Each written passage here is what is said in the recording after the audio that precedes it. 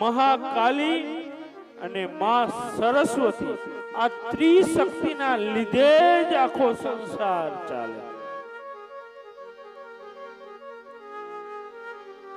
પૃથ્વીનું નિર્માણ ત્યારે જ થાય જ્યારે આ ત્રણ શક્તિઓ ભેગી થાય.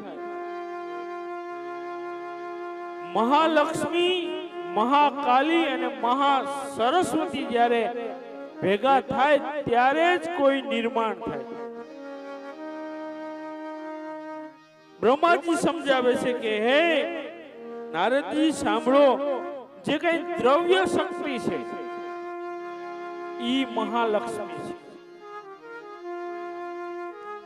જે કઈ ક્રિયાઓ શક્તિ છે, ક્રિયા આપણે કામ કરે જે ક્રિયા શક્તિ છે ઈ મહાકાલી છે, અને જે આપણામાં જ્ઞાન છે, જ્ઞાન શક્તિ ઈ માં સરસ્વતી